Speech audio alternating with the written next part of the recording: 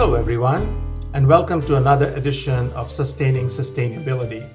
I'm your host, CB Bhattacharya, Professor and Director of the Center for Sustainable Business at the University of Pittsburgh. This week, I'm very excited to let you know that I'm joined from Washington, D.C. area by Seema Wadhwa, who's a social entrepreneur extraordinaire, and she currently is the CEO and founder of Net Positive Solutions. Prior to her position at Net Positive, Ms. Wadhwa served as the Assistant Vice President of Sustainability and Wellness at Inova Health Systems. She will discuss the role climate change plays in health outcomes, leveraging the voice of clinicians to combat this issue, and the role business leaders can play in bridging the conversation between climate change and health. Seema, welcome to the show. Thank you. Thank you so much for having me. Could you begin by talking about your professional journey from Inova Health Systems to founding Net Positive Solutions? How would you describe your personal purpose? So I started my career as a civil engineer training in Canada. And as I look back to the roots of what really drove me towards pursuing my career, I really wanted to create an impact, a positive impact, and as naive as it may sound, try to make the world a better place. Through some serendipity, I ended up having the opportunity to develop Inova Health System's environmental sustainability program. Inova is a health system of about 18,000 employees in the Northern Virginia area. And it was a very fulfilling opportunity. When I started the program, I started it from the ground up, and it truly gave me the opportunity to understand all of the different elements that go into creating a sustainable healthcare organization. And, at the time, environmental sustainability in healthcare was really a burgeoning field. One of the exciting things about working in the healthcare industry and really working at a hospital was that hospitals truly are like mini cities. And one of the things that I truly appreciated was being able to align with an organization and with an industry that is purpose driven. The healthcare industry is driven by the oath to first do no harm. And, when we think about what happens in a hospital and in the healthcare industry, with all of the energy that's being used, all of the water that's being used, all of the food that's being consumed, there are a lot of opportunities to create waste. So taking from those learnings, I was very excited to help other organizations create positive impact and reduce their environmental impact while making a connection to environmental health as well. Now, what are some of the health impacts of climate change that we're already seeing around the world? And how might these impacts change or worsen even if we fail to keep global warming within the 1.5 degrees Celsius mark? So, unfortunately, there are a wide variety of health impacts that stem from climate change. If we start to think about it from the mental health perspective and we think about extreme weather events, which are precipitated by global warming, the increase of the extreme weather events, such as flooding and hurricanes and tornadoes, often cause personal displacement and a lot of mental anxiety that comes from that. And that also propagates further to children in schools. So, there are a lot of studies, unfortunately, now that are highlighting the impacts of children that are displaced by extreme weather events and even their testing scores decreasing over a long period of time due to the mental strain and displacement. And we saw a lot of that from the outcomes of Hurricane Katrina as an example. In addition to the mental health impacts, there are also a variety of physical impacts. When we think of warming, we also need to be thoughtful of vector-borne diseases. In areas of the world where certain diseases didn't used to exist, we're seeing them being propagated by vectors, such as mosquitoes. So Lyme disease is a great example. And when you look at the propagation of Lyme disease in areas, it continues to progress northward. In addition to the vector-borne diseases, we have more and more extreme hot days, and that also has, associated impacts with increased hospitalization. We have also an increase in asthma and COPD rates because as there is more carbon in the air, there's also an increase of development of pollen. And so, all of these interplay together and really amplify the impact on health. One of the things that's unfortunate is that people haven't all made that connection between our environment and our health. And it really is a powerful driver for change when we realize that what we do to the environment also impacts us in a very personal way.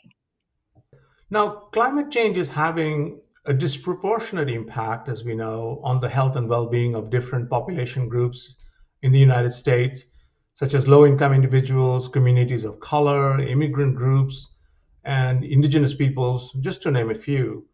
How can we mitigate this issue, thinking not only from a policy perspective, but also through the actions of companies?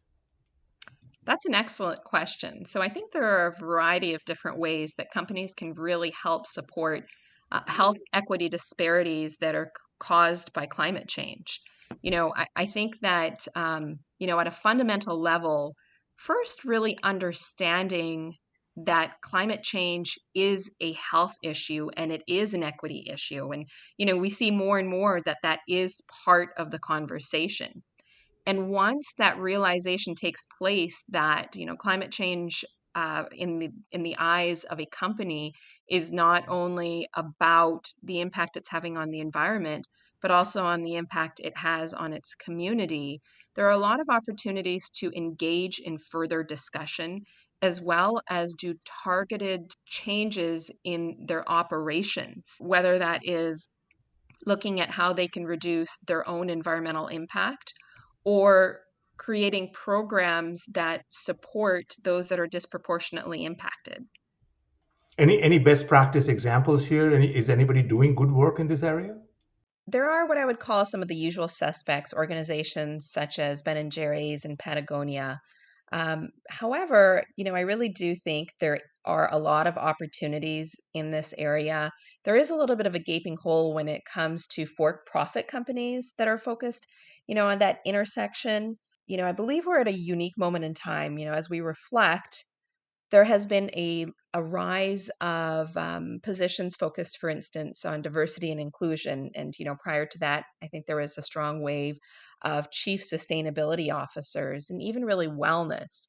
But, the opportunity to look at that intersectionality of climate, health, and equity is really a new opportunity and it's a new vantage point.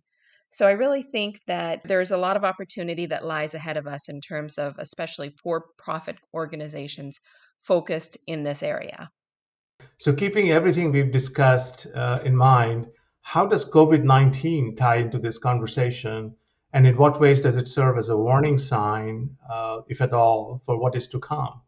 I think what we've all seen is COVID has highlighted so many ways in which we are currently not living in a sustainable system.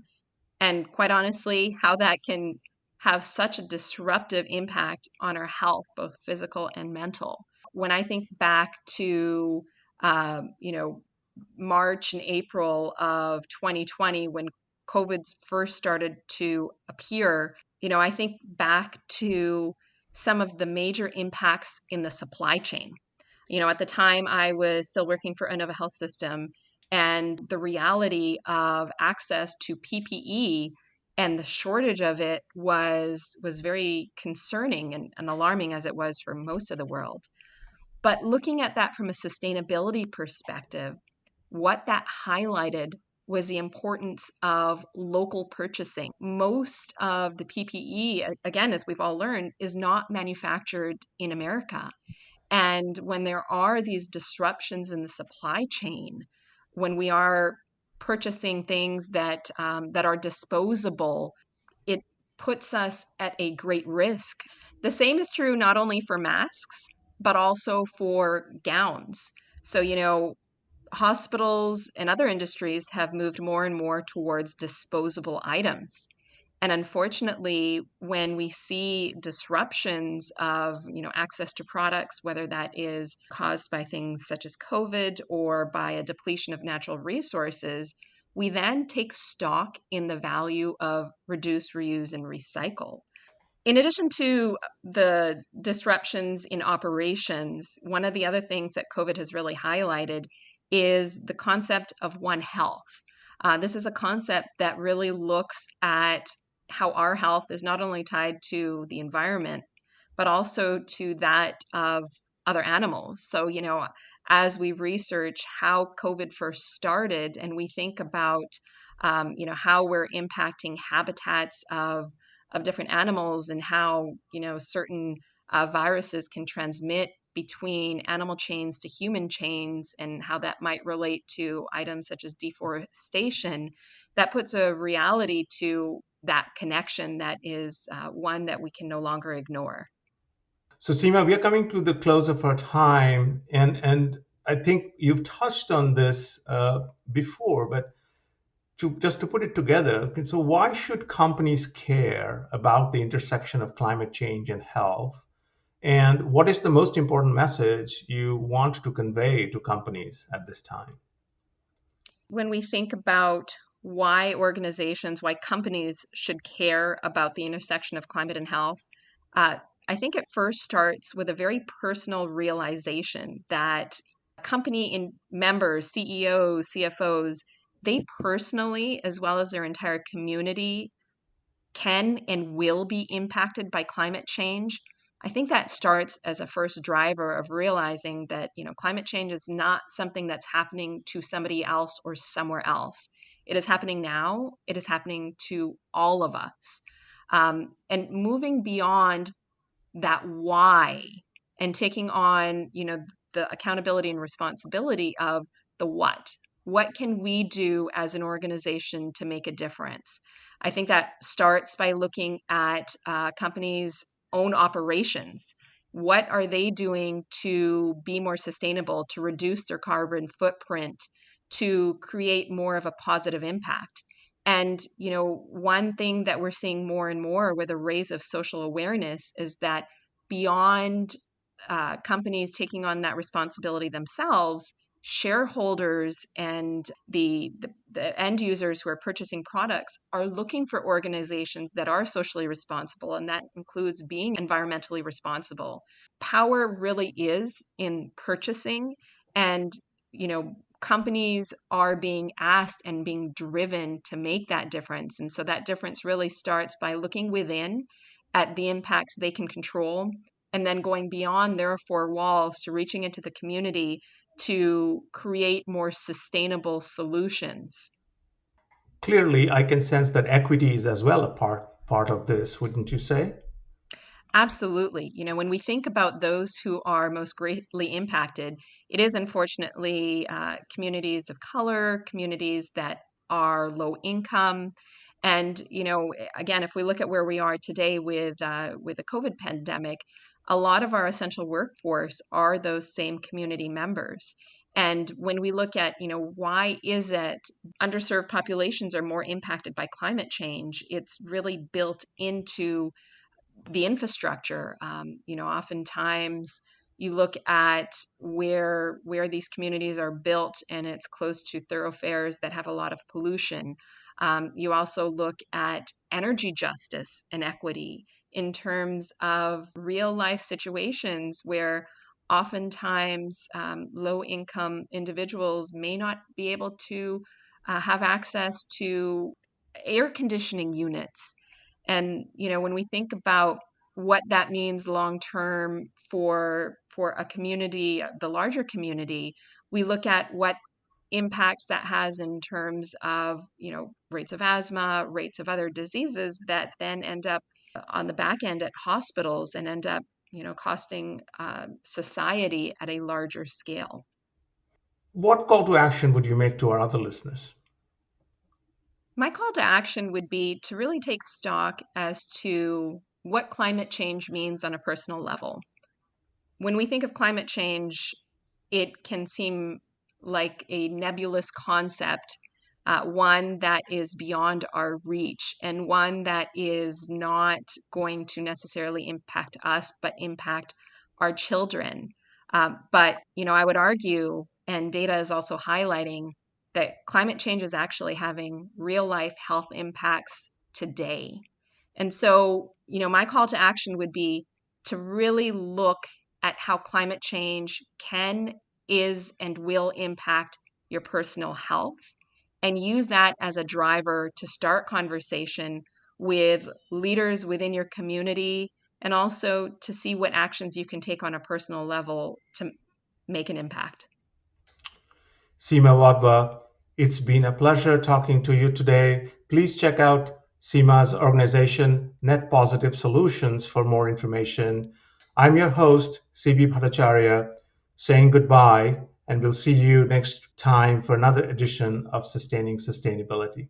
And before I sign off, I do want to say that this podcast is made possible by the help of my colleagues, Leslie Marshall, who's the Associate Director of the Center for Sustainable Business, and Alyssa Martinec, who is the Sustainability Coordinator of the Center for Sustainable Business. I'm your host, CB Bhattacharya. Bye-bye.